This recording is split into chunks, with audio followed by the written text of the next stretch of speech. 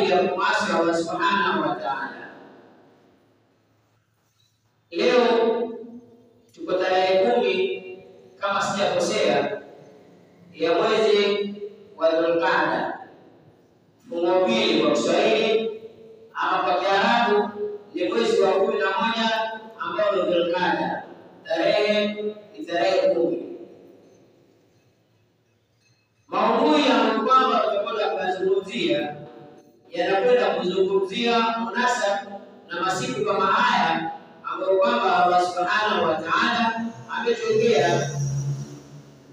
Lakini nikianza mbali, Allah subhanahu wa ta'ala baada ya a'udhu billahi minash shaitani rajim atuambia ya kwamba kullu shay'in halikun illa wajha. Allah atuambia ya kwamba kila kitu kitakuwa ni chenye kuondoka ila dhati zake Allah subhanahu wa ta'ala ndizo zitakazobakia. Kwa nini nisome aya hii? Nimesoma aya hii kwa munasaba ya kwamba vyote alivyoumba Allah subhanahu wa ta'ala vitakuwa ni vyenye kuondoka, na katika kuondoka Allah subhanahu wa ta'ala alipangia namna mbili. Kuna vingine ambavyo kwamba vinaondoka kabla ya siku ya mwisho, kuna vingine vitakaa mpaka siku ya mwisho ndio viondoke. Vitakavyoondoka kabla ya siku ya mwisho ni mimi na wewe, na kila kitu ambacho kwamba Allah subhanahu wa ta'ala kakijaruhu kiko hai kitakwenda kuondoka kabla ya siku ya mwisho. Na kuna vingine ambavyo kwamba Allah subhanahu wa ta'ala kavijalia vitakuwa ni vyenye kuendelea ila yaumul qiyama, mpaka siku ya kwenda kusimama kiyama, kama swala, saumu, zaka, hija na ibada zinginezo zitakuwa ni vyenye kuendelea, wala haitafika siku tuambia kwamba leo hakuna saumu, wala leo hakuna swala, wala leo hakuna kwenda hija tena. La, vitakuwa ni vyenye kuendelea ila kiyama saa, mpaka kwenda kusimama kiyama cha Allah subhanahu wa ta'ala. Ndugu zangu Waislamu, Allah subhanahu wa ta'ala katuletea usiku tena wa hija. Allah turuzuku nasi tuwe lenye kwenda, na akiwa hatukuwahi kwenda basi Allah subhanahu wa ta'ala tuomba kwa zile nia zetu ambazo kwamba tumetia kwa ajili ya kufika mahali pale, lakini kiuweza ama kisheria hatukuweza, basi Allah subhanahu wa ta'ala nasi atuandikie ya kwamba na sisi tunataka kwenda, nia zetu za kwenda, kwa sababu Bwana Mtume Muhammad sallallahu alaihi wasallam asema nia ya muumini ni bora kuliko kile kitendo alichokitenda. Tumetiania na sisi inshallah mwaka huu tuende hija, ikiwa Allah subhanahu wa ta'ala atakuwa ni mwenye kutuwezesha kufika, na ikiwa hatukufika Allah atatuandikia kila mmoja atiania ya kwenda hija inshallah mwaka huu. Na usijiangalie hali ulionayo, usijiangalie ama ukafikiria hali ulionayo. Anayepeleka watu ni Allah, anayepeleka watu kule ni Allah subhanahu wa ta'ala. Kwa hali yoyote utakayokuwa nayo, ikiwa Allah atakuandikia kufika, inshallah utafika. Ndugu zangu Waislamu,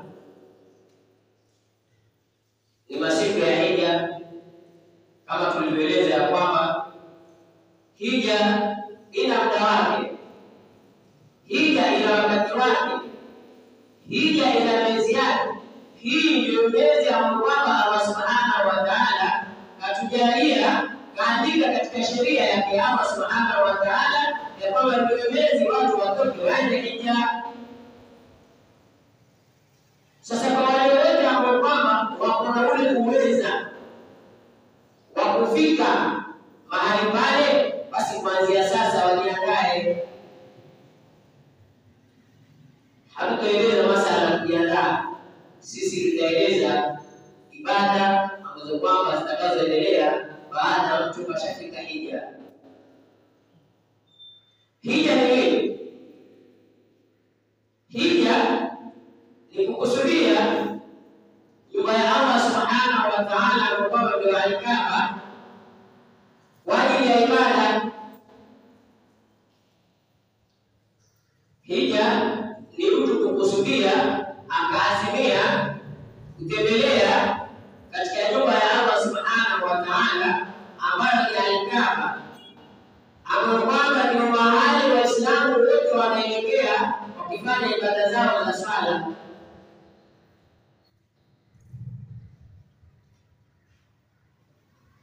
Ibada nini? Ama ibada za hija ni gani? Ibada za hija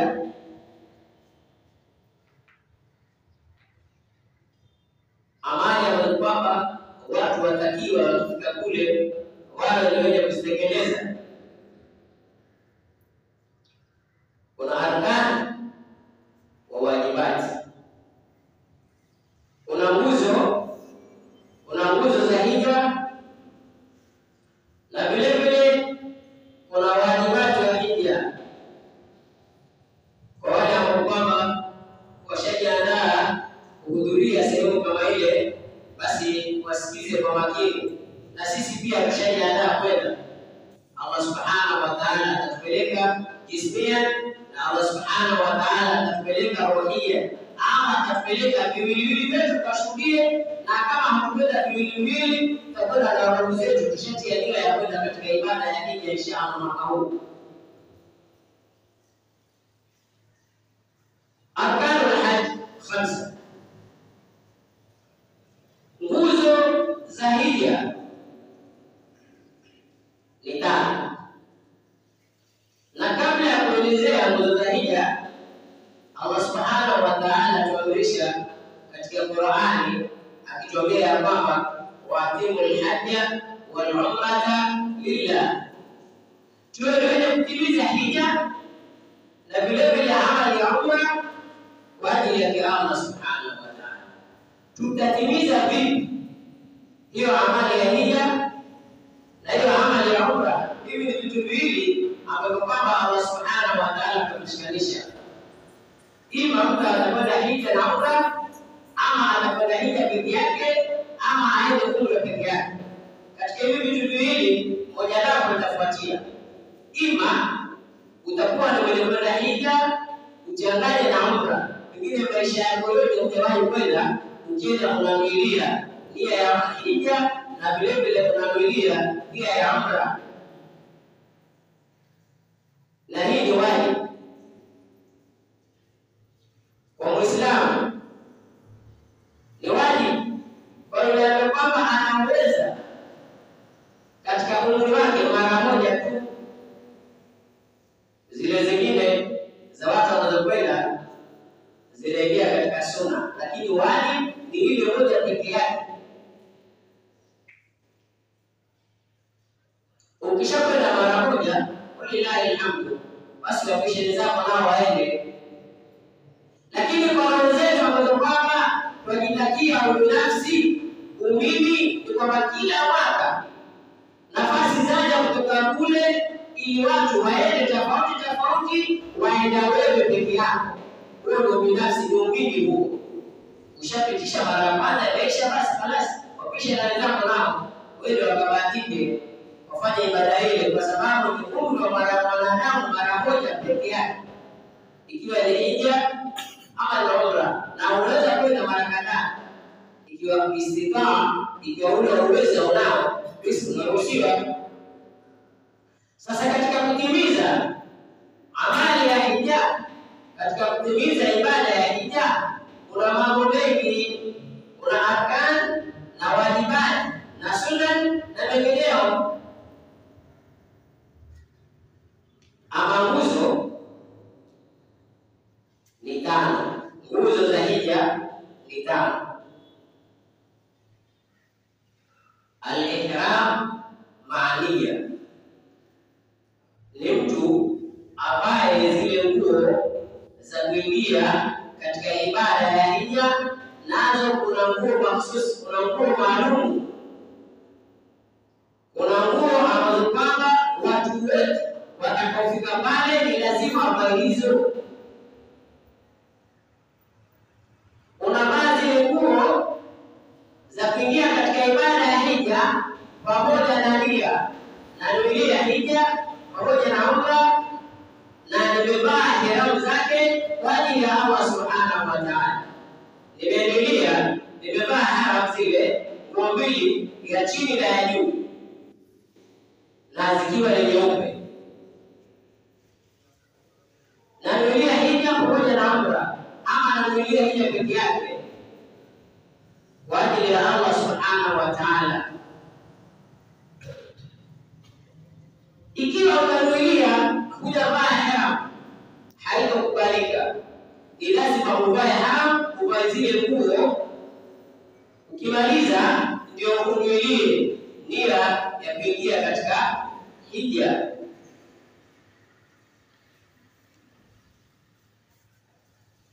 Jambo la pili ambalo kwamba ni katika nguzo, al-wuqufu bi Arafa, ni kisimamo cha Arafa. Ndio Bwana Mtume sallallahu alaihi wasallam akawa ni mwenye kutueleza ya kwamba al-hajj Arafa, hija ni pale, ni kile kisimamo cha watu wanaosimama katika ule uwanja wa Arafa, ndio hija yenyewe kuanzia asubuhi mpaka jioni. Sisi tukageuza al-hajj Arafa, sisi tukasema al-eid Arafa. Hija tunakwambia hija ni kisimamo cha Arafa, sisi tukageuza ya kwamba idi ni Arafa. Kinyume kabisa, hakuna idi ya Arafa, hakuna Eidul Adha ama Eidul Adha, idi kubwa ama idi ya kuchinja, mambo mawili. Idi ya Arafa hakuna katika sheria yetu ya Uislamu.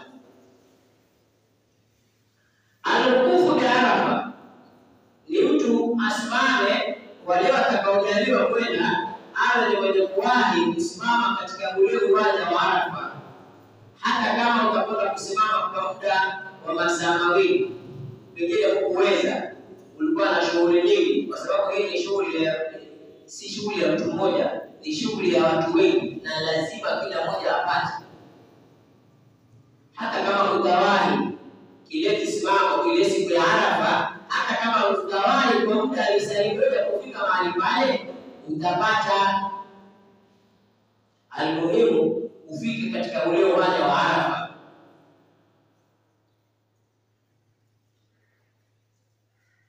Jambo la tatu, watawafu haula al-Kaaba.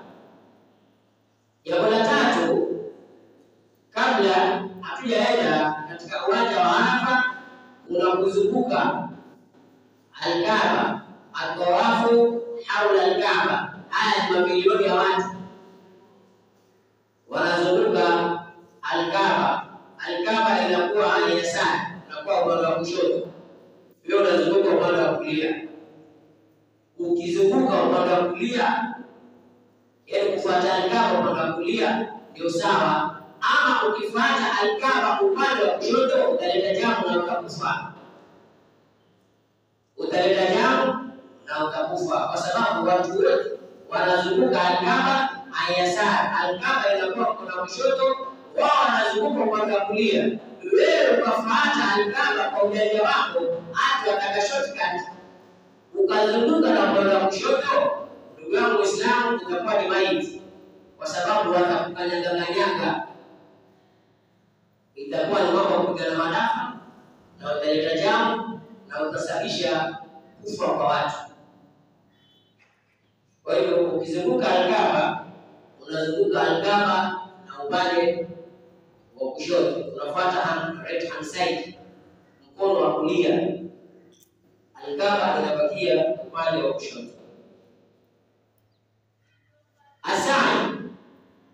Sa'i ni baina Safa wal Marwa, unakwenda jogging, kimbia kidogo kidogo,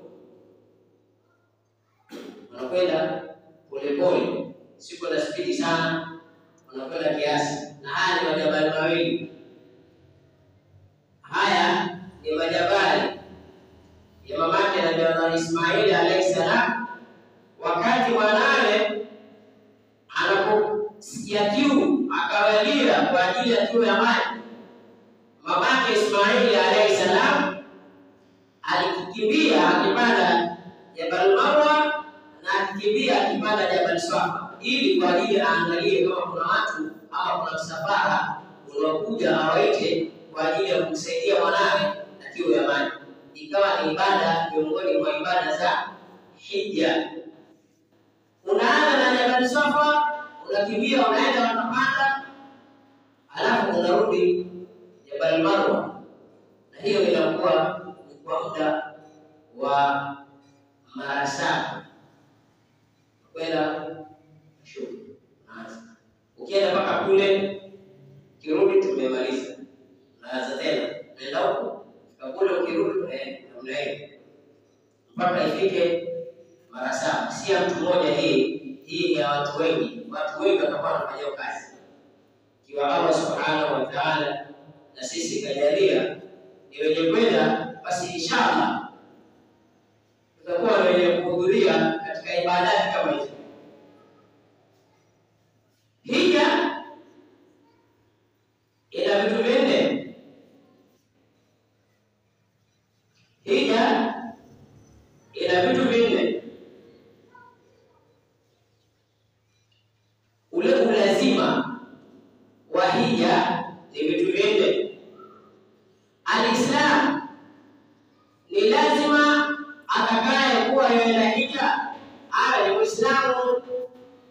Wa man yabtaghi ghayra al-islam dina, atakayefuata ambaye kwamba hana imani ya Uislamu ama hakukubalia. Ikiwa wewe unafuata lakini imani ya Uislamu hauna, basi Allah subhanahu wa ta'ala anakurejeshea. Wa taklif ni mtu awe ni mali, asiwe ni mtoto mdogo. Ni mtu awe ni mali, awe anafahamu anachokisema, anafahamu anachokitenda, asiwe ni mwendazimu. Awe ni mali, aliona akili imamu, sio kwenda kutuletea maafa. Kwa sababu unapokwenda kule ukakosea kidogo, basi ni baina wa baina. Ima Allah atakurahamu sana kwa hai, basi kidogo itakuwa msemo. Ukikosea step moja, bila shaka utafanya. Sasa tuende watu ambao kwamba ni wenye akili, ni mukallafina, ni wale ambao kwamba sheria yawalazimisha kufanya, wasije watu ambao kwamba sheria haiwalazimu kufanya. Ni mtu aende akiwa sheria ya Allah subhanahu wa ta'ala yamlazimu yeye aende. Wala huria na kwa muungwana, lakini tuelezeane kidogo. Huria ni mtu awe ni muungwana. Walilahi alhamdu, zaidi hakuna watumwa. Lakini je, hakuna watumwa kweli? Lakini ukiwa umeasu, umetiwa jela, je, unaweza kwenda? Wale jamaa atakupa free kwenda? Tuulizana. Umefungwa, wewe ni mfungwa na serikali, umetiwa ndani, umefungiwa, umehukumiwa miaka 7, miaka mingapi kwa wilaya ndani. Je, serikali itakuruhusu wewe uende kule? Hautakuwa huru kwa sababu umezuiliwa kwa kizimbani. Ni yule mtu ambaye kwamba iko free, hajashikwa, hajahukumiwa, hana shida yote, ndio anaweza kule, anaweza kwenda na kutekeleza ibada kama hizo. Jambo la 4, waliistitaa, na kuwa unaweza kwenda. Kuweza kwenda kuna namna nyingi. Unaweza kwenda walilahi alhamdu, kuna mali, umejimiliki vizuri, kuna pesa, kisha pesa zile za halali, useme kuiba hadi kwa sababu leo atakapoenda hija akiingiliani ni kama mtu kuiva anunua swala yako, haifai wala haikubaliwi. Ukiiba kanzu ama kitu katika swala nayo, swala yako haikubaliwa kwa sababu nguo ile swala nayo haifai, haipo, umenunua na pesa za haramu. Na vile vile ibada za Allah Subhanahu wa Ta'ala zinatakiwa tuzifanye tukiwa katika mavazi yetu na kila kitu chetu safi, tutakubaliwa. Sasa unaweza mapeni kuelekea shilingi 2-3 mshahara wako ama kazi yako, ama umepewa gift na mtu, wale ambaye umepewa tunu na mtu, mapeni hapo wale ambaye unatosha kwenda na kurudi, basi shamba kwa leo Allah jalia. Unaweza kwenda uko na mali na uko na afya, si mgonjwa. Ikiwa ni mgonjwa isitoa bado hautakubaliwa. Unaweza kwenda ikiwa kuna amani huku na kuna amani kule. Kwetu kuna amani, walilahi alhamdu, mapeni yako, afya tuko nayo, basi tuwaweza kuruhusiwa kwenda, tukubaliwa kufika. Ikiwa hakuna amani huku kwetu, shida, tumefungiwa, tumewekewa kafu, kutoka nisaliote kwenye shughuli zako ndani, utapata vipi? Ama huku kwetu walilahi alhamdu kuna amani, kule hakuna amani, watu wapigana kule, maeneo kule kumeenea shida mbalimbali, kuna maradhi ya kuambukizana, ama kuna shida yoyote ambayo itakuwa hivyo ya kufanya sisi tuseme leka X atwende.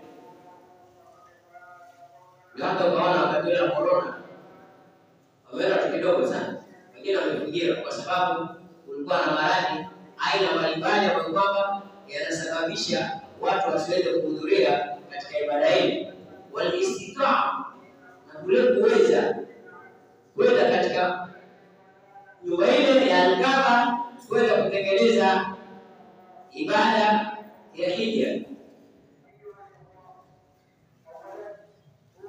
Ama wajibat, ama mambo yaliokuwa ni wajibu ni lazima, 5 vile vile ni mambo 5. Ndugu zangu Waislamu, kama tunavyojua katika ibada yetu ya swala, unaweza kuanza nyumbani ndio baada hapo, ama utatembea kutoka nyumbani uje pale ferejini uingie huko. Ama ibada hii ina mahali pake maalum, kuna mahali ambapo kwamba pamewekwa, ndio watu wote wakifika pale ndio wananuilia, wanavaa haram zao, ndio wanaanza ibada ya hija. Al-ihramu min al-miqat ni mtu kutiania na kuvaa nguo zake za hija ama nguo zake za kufanyia ibada ya hija pale mahali ambapo kwamba pamewekwa mahususi. Wewe kufanya kwenda roga hapa, ufike pale ndio unuilie kwa kila kitu, unaonekana kwa sawa, niwaambie bismillah. Na kuna watu ambao kwamba wanaelekeza wenzao, kila sisi kama tukienda pale hatujui, hata mimi nikifika pale sijui mpaka niambiwe. Mimi nafanya kwa soma tu kwenye vitabu, lakini kuna kule kuna kufanya ikifika pale hata mimi nataka niongozwe. Ndio Allah Subhanahu wa Ta'ala akatuambia wafuka kule ilmi alim. Si maana mimi nikitoka hapa nikienda kule itakuwa naanza tu kuendelea kwa pamoja. Sijawahi fika, sijui ni wapi. Sijui watu wasimama vipi. Mpaka na mimi nikifika pale ndio Allah akasema kila mlopanda ni ujuzi na ujuzi nalo. Hata mimi nikifika kule mpaka niongozwe. Al-ihramu min al-miqat. Ndio ufike pale mahali ndio unuilie uvae haram zako ndio ingie katika ibada ya hija.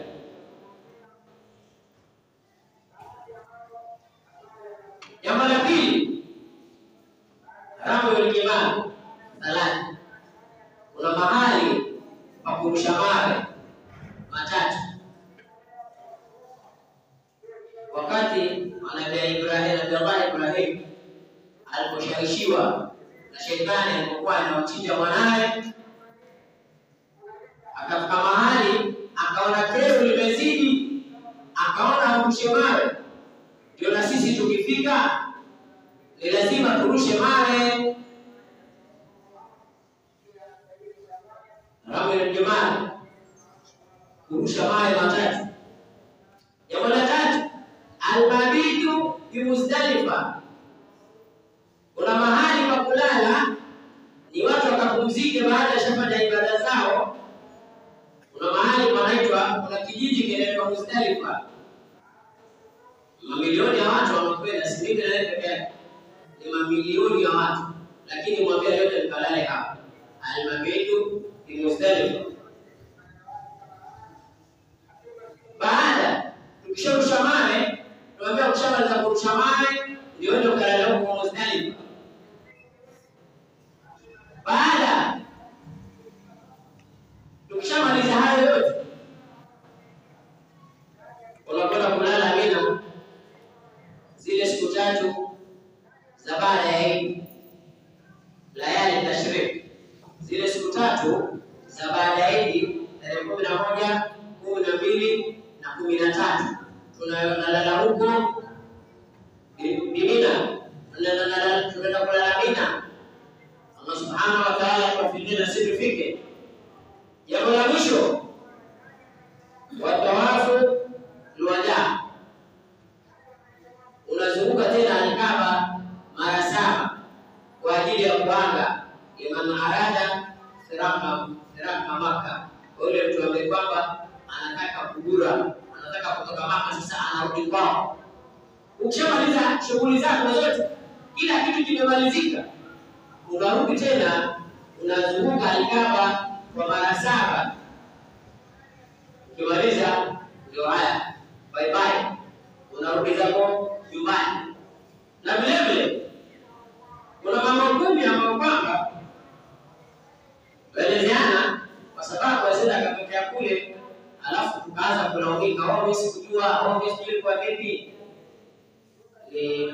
Sharti tujulishane, na ukifika kule wale maasatidha ama wale mashehe ama wale wanaelekeza watu watakuelekeza vizuri. Kuna mambo 10 ambayo kwamba ni haramu ukiatenda kule, ikiwa ukishaba zile nguo zako za haramu, ukiatenda ni haramu kwa kuandikiwa dhambi.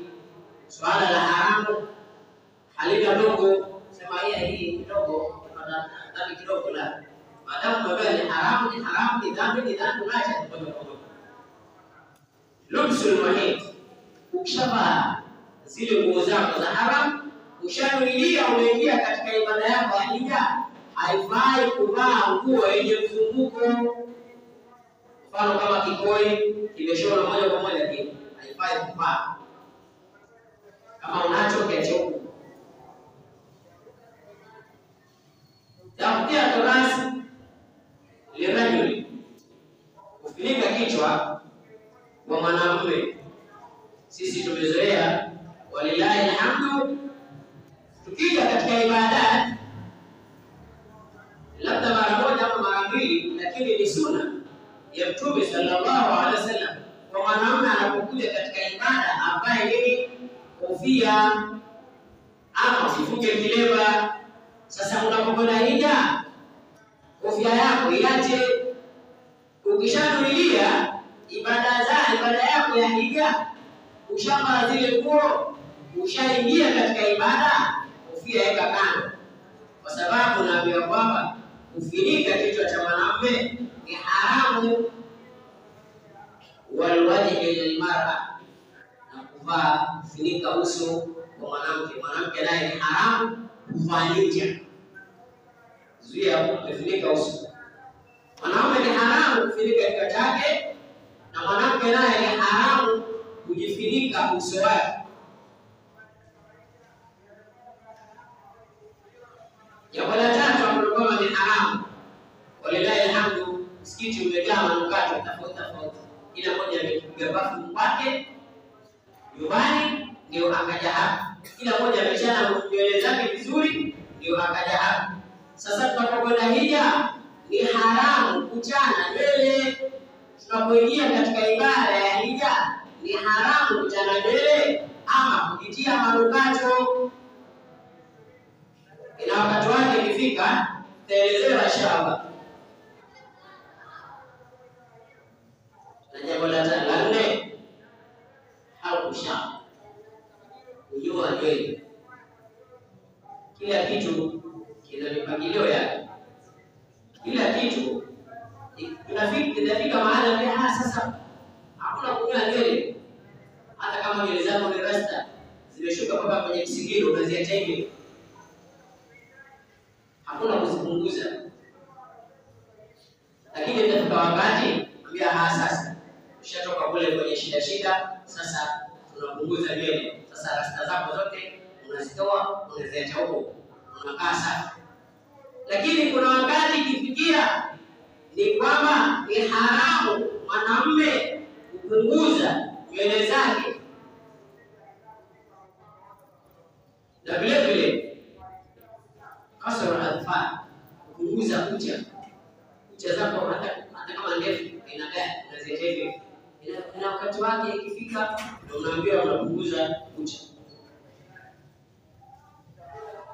Jambo la 6, tatayu kujitia manukato. Kujipafu vizuri, kuelekea katika hija, katika faradhi za hija umeingia. Kujipafu kila moja. Ongea peke yako. Sababu unapoona kule katika kutembea unakwenda kupata yale mafuta ya Sudan. Ile mazuri unaingia. Sasa kwa wale alhamdulillah ndio wameshapata. Unanunua alafu unajipafu. Haramu pia.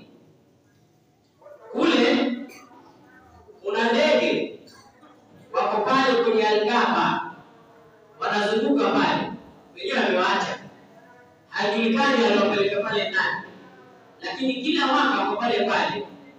Sisi hapo kwamba tumetoka huku mashambani, tumezoea tukiona vilege wala vilenga tukipiga na kuviua. Sasa umekwenda kule Maka, umeona kuna njiwa wamekuwa wepi, wengine wana hamu ya kula njiwa, umepiga jiwe umemuua. Ni haramu, ni kuua kiindo kwamba kiko kule. Usije ukajipigia tu vilege wenyewe ukaviua. Tunaelezeana kwa sababu ndugu zangu Waislamu, usije kawashika. Hii ni ibada kwamba yanataka mambo yaende sawa. Wanakwenda kule, wanakwenda mix, wanakwenda wake na waume tofauti, rangi tofauti, kabila tofauti, nchi mbalimbali, na lazima yote mkae pamoja. Hakuna sehemu ambapo imetengewa hii ni wanawake, hii imetengewa hii ni wanaume. Ni lazima sote tunakaa mahali pamoja. Kama tunazunguka sote, na kama tunakaa pamoja. Ndugu Waislamu, kila mmoja asiwe nafsi yako itakuletea shida, kwa sababu ile ni golden chance, ni chance ya dhahabu. Pengine huna uwezo, Allah subhanahu wa ta'ala akajalia kupata ufadhili, akakufadhili kwenda katika ibada ile, usende ukafanye mambo ambayo kwamba yatabadilisha hija yako. Katika kule kukaa, ukiangalia pengine upata bahati, kulia upata mtoto na kushoto upata mtoto. Ukiangalia walilahi alhamdu, hapa ndipo, na ukiangalia hapa ndipo, ukaanza kushawishiki dogo, alafu ukishika kingoma itakuwa kwamba ni haramu. Itabidi kufanya nikah, kwa sababu wewe Muislamu sana, utaki kufanya zinaa. Kwa hiyo ni haramu kufunga ndoa ukiwa katika ibada ya hija. Uangalie tu alafu toshe, angalia tu alafu toshe, isije kukupelekea kwa nafsi yako ukaona walilahi alhamdu, hapa ndio nishapata mimi,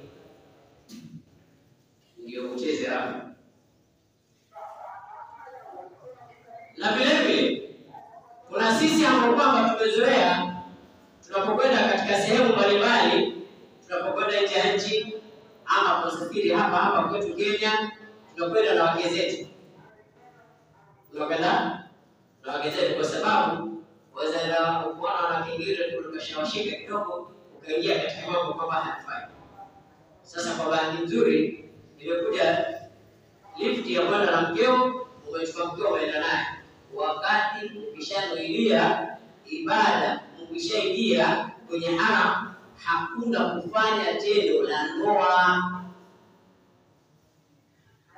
Altimam, kujamiana mke na mume, ukishafanya mshavaa nguo za haram, mko sawa, mshanuilia, mshaanza ibada mbalimbali. Hata kama una mkeo, hata kama unashawishika kivipi, ni haramu kufanya tendo la ndoa.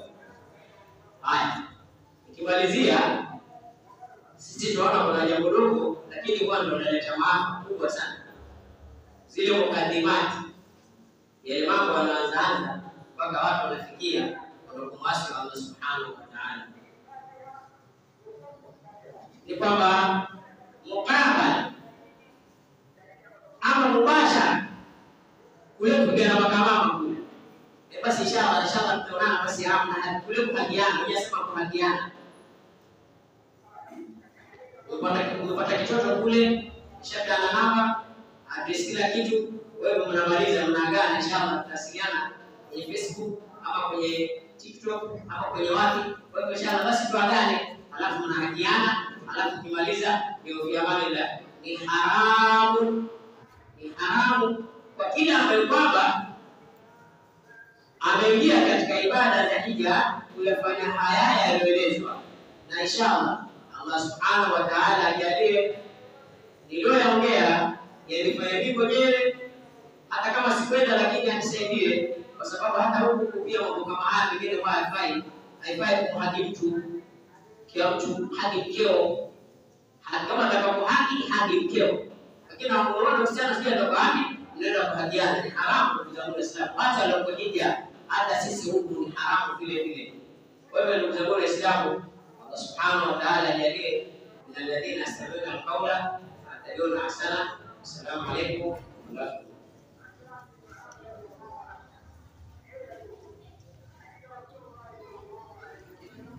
Assalamu alaykum wa rahmatullahi wa barakatuh. Allahu Akbar, Allahu Akbar, Allahu Akbar, Allahu Akbar.